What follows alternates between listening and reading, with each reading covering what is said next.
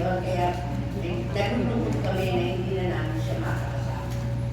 Si Adelaida Mangaban Orsino ay nakatira sa Windsor Central. Siya ay pinanganak noong May 19, 1945 sa Ilocos Norte.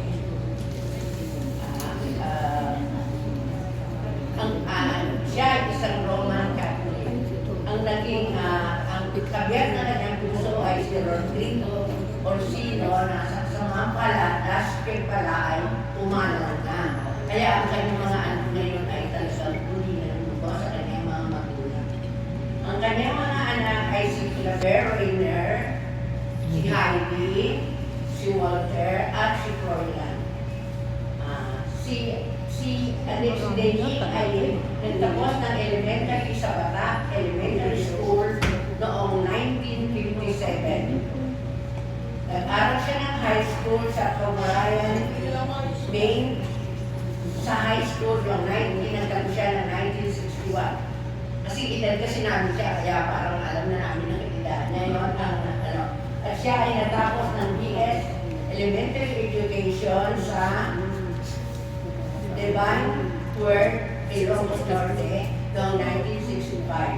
Nagsimula na noon ay nagturo na siya sa Windsor Elementary School noong 1986 hanggang sa 2006 na siya ay mag-retire.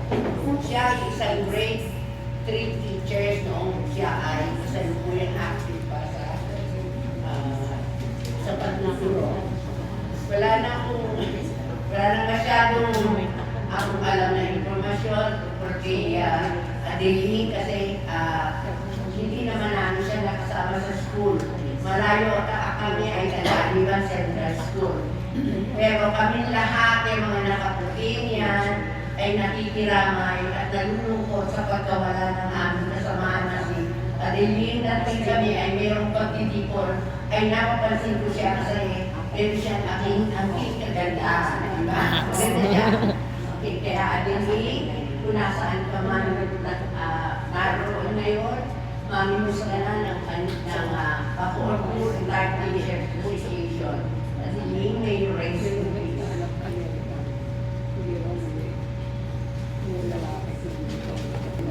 Eleanor Reyes, Pacifica Javier, Marilina Redoble, Adelaida Mangabat Orsino, Adelaida Mangabat Orsino, Adelaida Mangabat Orsino.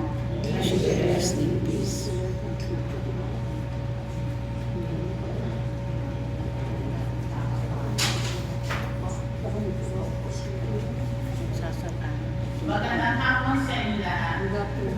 Adapter lang. Ako, Orto Retired Teacher, ay buong pusong nakikiramay sa pamilya ni Adelaida Orsino. Kami po ay nalulungkot sa kanyang pagpanaw. Habang tinitingnan ko ang kanyang larawan, wow, mukhang magdadrama. Kasi ang mga edad namin ay hindi nagkakalayo. Pare-pareho kaming teenager. Kita niyo naman. Alam niyo, nakasama ko yan. Natatandaan ko. Pag ako'y pumunta sa Windsor, kasama niya ang aking kumari si Mangyari sa lahin noong araw.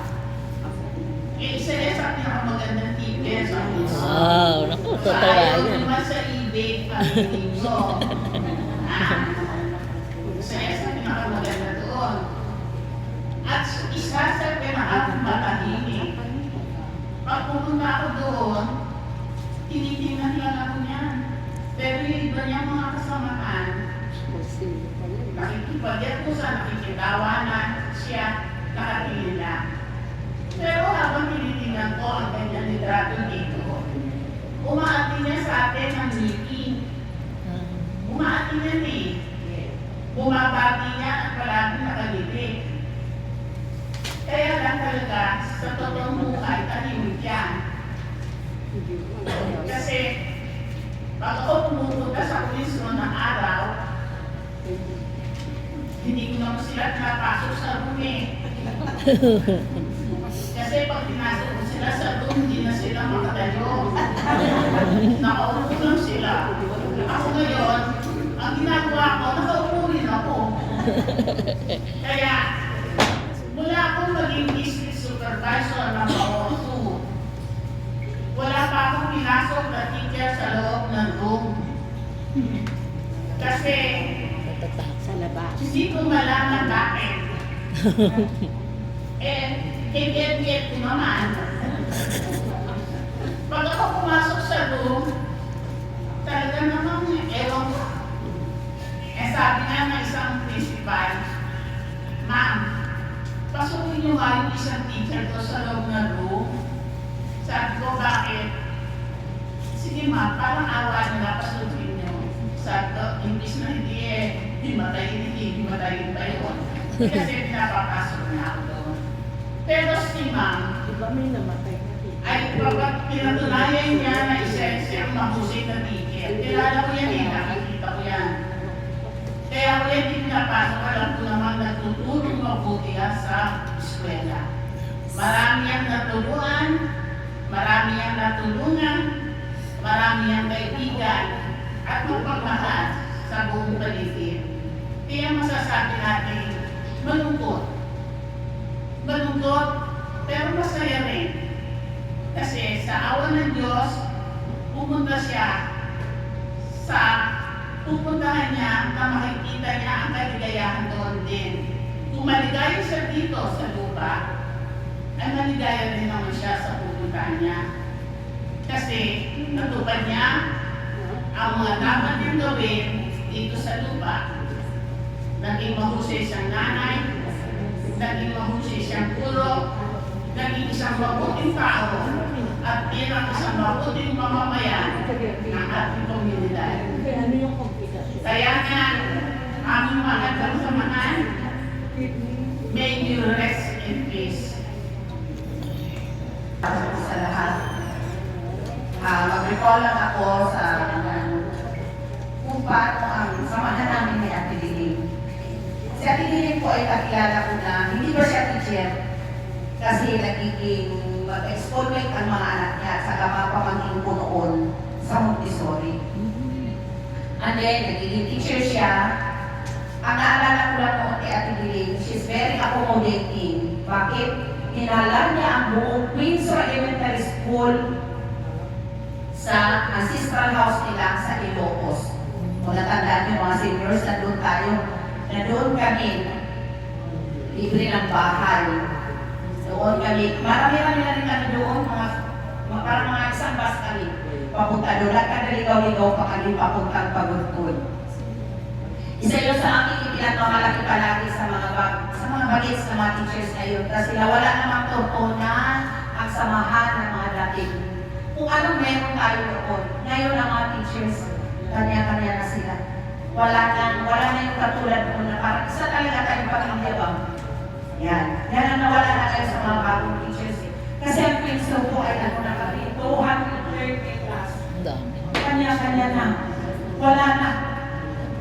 Hindi na nga makakilala. Yun ang nabilis ko nung tayo pa nung araw na active pa. Kayo yung mga retired ngayon, kung ano ang nagiging samahan natin noon, di ba? Eh, sa seminar tayo na sa initan, okay lang. Ngayon, mga naka-aircon pa yan, mga yan ngayon sa seminar, pero wala na yung closeness, wala na yun.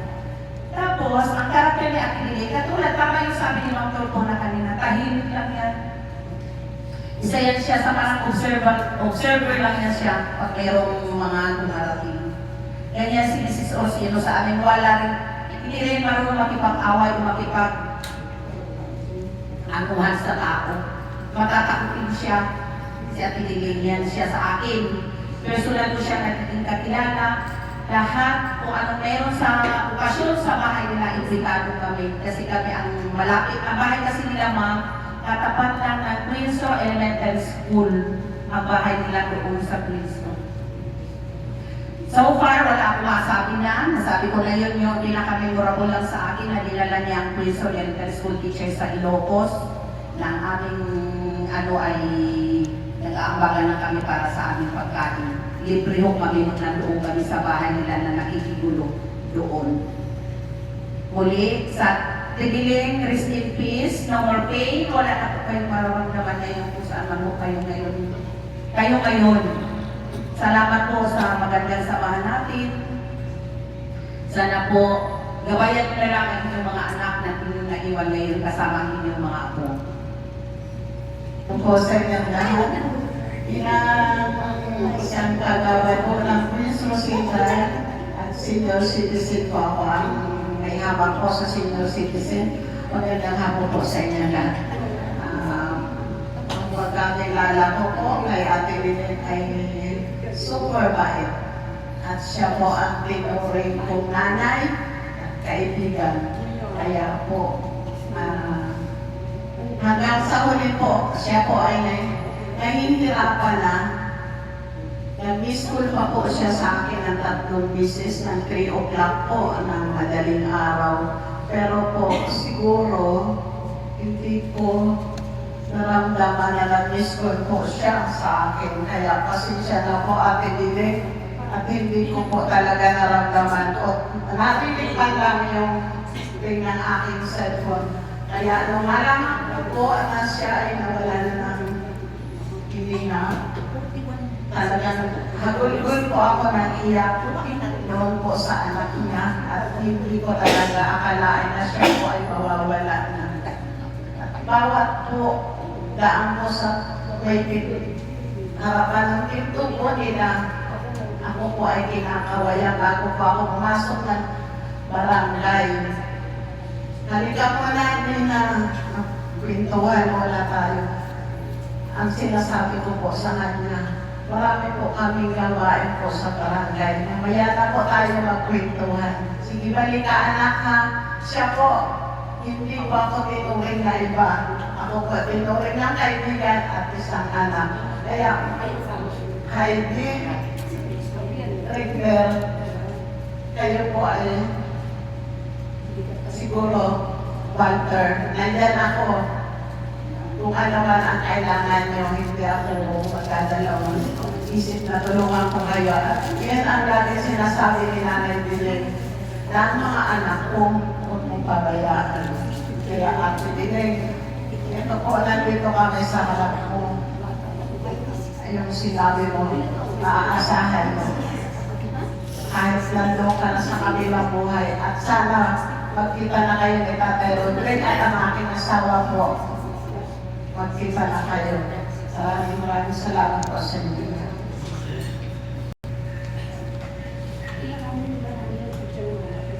Ako po ay balik tanawin. Sa amin nga guro sa piso at secondary school. Una-una po ay si Gina Cecilia Pasaporte na malapit din po sa piso elementary school. Bago siya pumalaw, ako rin po ang kanya ginawagan. Kasama ko po si Mrs. Ruiz, ang nagdala sa kanya sa hospital. Napakalawahan po ay si Gina Puson, na malapit din sa puso ko. Sa tuwing dadalhin sa ospital, ako ang tinatawagan ng mga pamilya niya. Ganon ako kalapit sa mga kagulo ko sa piso. Karoon tayo kay Mrs. Ruiz, ganon din si Mrs. Ruiz, ay nung tayo na pumunta ng ospital, ako rin po, kami mag-asawang tinatawagan. Sila ay umiyak sa aming mag-asawa. Nagkakot tayo kay Mrs. Borsillo, si Mrs. Malayan, na hindi ko alam na si Mrs. Malayan at saka si Mrs. Amurado ay mag-candidate lang sila. Namatay si Mrs. Malayan ng Saturday, si Mrs. Amurado naman ay namatay din ng Sunday. Isang araw lang magkita. Si Mrs. Amurado, malapit na si puso na. Kilala sa ng Bacoor to Teachers Association kasi kami yung palagi ang kasama sa tuwina na kami ay merong okasyon. Then, ito naman si Mrs. Orsino, patawagin natin na Edwin, at naging kumahal ko na rin siya dahil sa inaanak ko sa kasal ng anak niya para rin sa ilalagay sa kasal. Noong 1986, nagturo si Mrs. Orsino sa Bishop Elementary School sa tulong ni Mrs. Clemente. Siya ay naging ka-roommate ko sa grade 2. Si Ma'am Pimena. Minsan, meron kaming hindi pagkakaunawaan dahil sa schedule. Kasi ang gusto niya palagi siya na umaga. At gusto niya palagi ako panghapon. Yun ang hindi namin pagkakasunduan ng dalawa. Pinaliwanag niya sa akin kung bakit. Gusto niya maging paumaga dahil sa meron siyang karamdaman. Mataas ang kanyang blood sugar. Sa tuwi-tuwi na palagi siya nalalamig at may nervyo siya. Kaya naunawaan ko ang kanyang kalagayan. So pinagbigyan ko siya. Since then, 1986, hanggang sa nag-retire siya, kami ang magkarumig dalawa. Maayos ang aming samang dalawa. Wala kaming pinagkasama ng loob kasi mabait siya sa akin at itutuloy niya akong kumain. Every time na may handaan sa kanila, nagluluto siya. Parang Ellen, halika, may handa ako. Alam mo naman ako, may vitaminan din ako.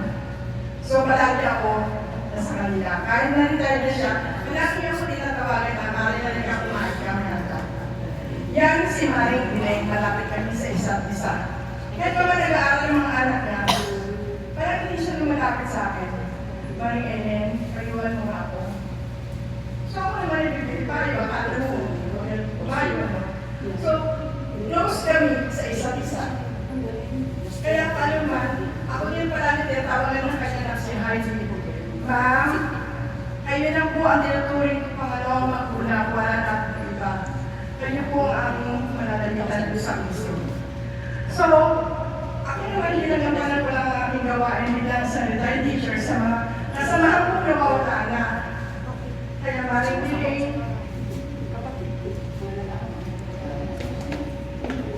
hindi ka namin makakalimutan. Palagi ka sa puso namin. Mahal na mahal ka namin. Kasi ikaw yung kasamahan ko na hindi marunong tumanggi. Every time na meron tayong lakad, Christmas party o anumang party meron tayo sa retired teachers, naroon kami. At ito siya ay malimit na nanalo sa gulo. Tandaan nyo? Palagi siya nanalo sa gulo, kaya sabi ko, o Mare, okay na pamasahe mo. Tubo ka pa. Yan si Maring Buleng. Mare, magdasal mo na lang kami natin sa lupa. Naway pagdura pa kayo mahabang buhay. At panalangin mo kami na tumapak ang aming buhay para sa ganun. Makatulong ang kami sa ating kapwa. Paalam, Maring Buleng, paalam. Paalam. Hapon po sa lahat. Lalong-lalo na po yung pamilya ni Nanay Jean.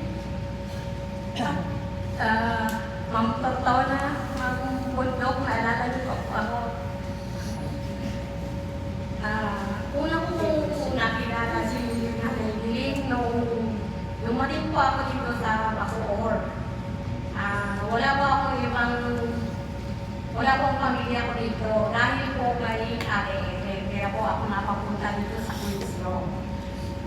1997 po. Simula po noong 1998, napa-assign po ako sa grade 2. Doon po, kami po ang magkakasama ni Ate Ellen, ni Nanay Jean sa grade 2. Kami po yung mga grade 2 teachers doon. Kaya nga po medyo nagkakapalagayan din po kami ng loob. Sila po ang naging pangalawang magulang po. Si Kuya Panting, si Ate Ellen, lalo na. Ngayon ko lang po ito po kwento. Si Ate Ellen, hindi niya po ito alam kung bakit po naging ninang si Nanay Ellen sa kasal. March po noon, March 1998. Nagpaalam po ako sa principal namin kasi si Ma'am Amon pa noon yung principal namin na a-absent ako sa ganitong araw. So dahil po konti pa lang po kami noon, ang naalala ko 35 lang po kami yung mga teachers. Hindi ko po ba,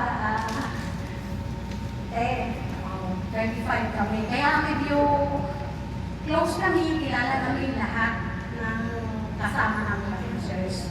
So ito, sinaikiling, dahil magkasama kami sa duty ng canteen after lunch, kasi pareho kami mga makuwaga. Nilapitan niya ako, sabi ko, Lovely, bakit ka-absent ka? Wala ka namang sakit, saan ang punta mo? May importante ka bang lakad, sabi niya sa akin. So parang hindi ko na kasi masabi, kahit sa principal namin, kung bakit ako absent ng araw na yun. So hindi ko na matigilan, nasabi ko sa kanya na kasi araw na kasal ko yun. Kasi nga, may klase, tapos sabi na, aba, kasal mo pa na yun, hindi ako papayag, hindi ako mag-inigaw, sabi niya sa akin. So, yun din ang pasok ni yung Botero, pinatilet yung Botero. Sabi niya, ay ako din, hindi lang papayag, hindi mag-inigaw. Kaya sorry ate, kaya sana. Kaya hindi na kayo nasabihan nun kasi nga, dalawa na lang sila, di ba? Tatlo, natawa na lang kami tatlo. Sabi ko, ano yun? Di absent tayo tatlo. Kasi tawa na yung tatlo, nga absent na yung tatlo. Siyempre, sabi nga absent kami kasi kasano yun. So, yun po yung dahilan kung bakit naging hindi ko siya. Hanggang sa, di ba, siyempre, nasa harapan lang ng school ang bahay niya, lagi na ako tinatawag, kung anong mga okasyon o ano. Kaya, sana rin po yung naging kay Ate Ellen at kay Kuya Manting, naging pangalawang mamulang siya. Yan nga po, hanggang sa nag-retire siya, magaling yung mga samahan namin, kung saan ang mga lakad. Tapos nung na-stroke siya, pag lumalalaw ako sa kanya, sabi niya, sabi niya, lagi mo naman ako daanan. Sige po, sabi ko, daanan ako pag may oras ako. Kaya dinadaanan ko yan. Hanggang sa nung malaman niya na may kasama na daw yung kidney niya, sabi niya sa akin, umiiyak siya. Lovely, sabi niya, may tama na daw yung kidney ko, sabi ng doktor. Kailangan ko ng mag-dialysis. Sabi niya, gusto ko pang makita, gusto ko pang umatin na kasal ng ako ko. Sabi niya, yan ang inuulit-ulit ka sa akin. Kasi sa pagkakilala natin kay Nanay Kiling, siya ay mapagmahal. Mahal niya ang kanyang mga anak, kanyang mga apo. Proud na proud po siya sa kung anong mga achievement ng mga apo niya. Yan ang kinakwento niya sa akin noon. Lagi niya inuulit. Lagi kasi ayaw ko pang mamanay, gusto ko pang makita na isang kasali yung ako. Doon ko umako naman. Hanggang sa nung Martes, uwi ko ng bahay, mga tumulak siguro yun. Naisip ko yung message ni Ma'am Margarita.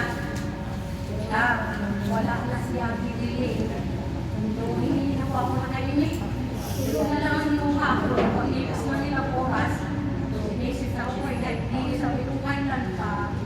Sabi niya, ano na lang, kanilang message lang.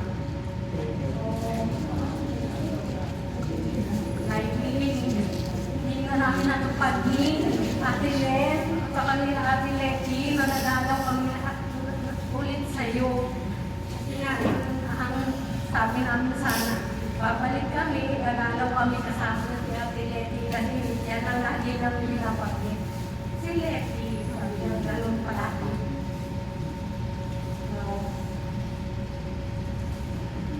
Sana po, masaya ka na, kasama si Tyrone Ring. Mamimiss ka mo namin. Rest in peace, Lady Lim.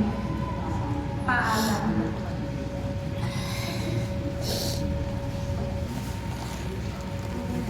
Ayun.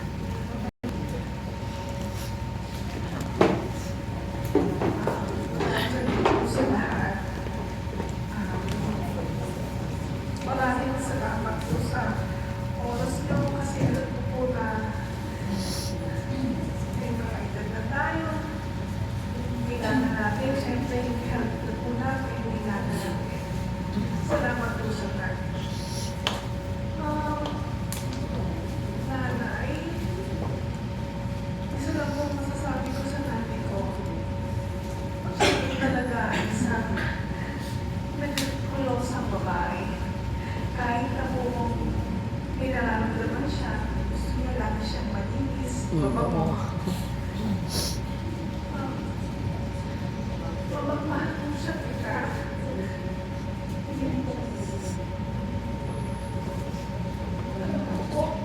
Masaya na siya ngayon kasi ilang taon na rin po siya lumalaban sa sakit niya. Alam ko po ang nanay ko fighter po yan. Nag-stroke siya, lumaban siya, dinelapin siya for kulang sa taon, once a week. Lumaban pa rin siya, nakalakad, pero may gaway. Tapos nung nalaman niya na may tama na yung feeling niya, so kailangan niya mag-dialysis. Nung naayaw niya po dahil alam niya, pag dialysis siya, mamamatay na siya. Sabi ko na ang hirap po namin siyang i-release na hindi ko na lagi umayos siya. Sinuportahan ko po bilang isang kanak na babae. Inabuti po kami mag-isang taon na dialysis na ang routine namin 3 beses isang linggo siya na dialysis.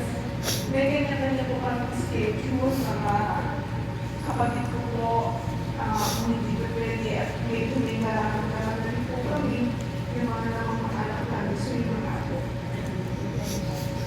Alam ko na naman, hindi na namin nagpapalagan kung hindi namin week na ako 100%. Ginawa namin ang muling pumuli namin sa'yo. Alam ko, masaya ka na. Sabi nga nila, 8 years old is ko na na. Yes, na rin po yung tao nag-stay, bumulay pa rin ang ganyan. So, okay na. Nanay, wala nang pain. Hindi ka na lang dahil sa akin na nahihirapan kaya. Okay na. Alam na rin namin po yung kasi lagi po kami nag-uusap. Kaya, kahit po hindi po 100% yung oras ko nasa kanya, I think yung pag-duty ko every Tuesday sa kanya. Hinakausap ko siya. Walang perfect family. Alam po natin yan. Pero kami po ngayon, alam po masaya na si nanay. Nasa maayos na po kami kalagayan ngayon, mga kapatid po, okay na po kami na. Sige na nanay, magpahinga ka na. May talaga. Okay na po.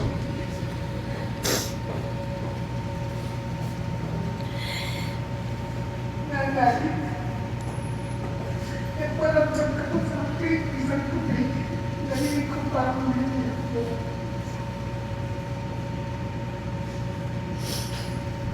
Tandaan ko, paulit-ulit ko sinasabi.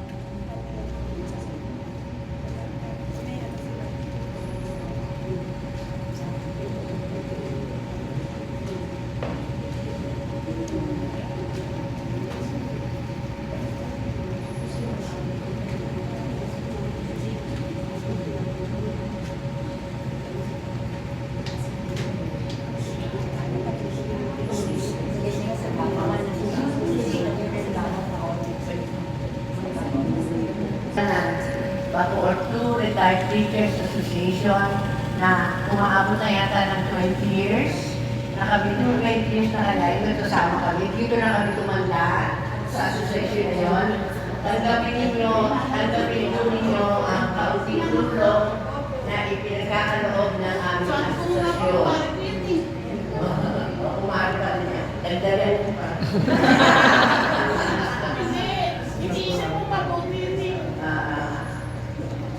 Kasi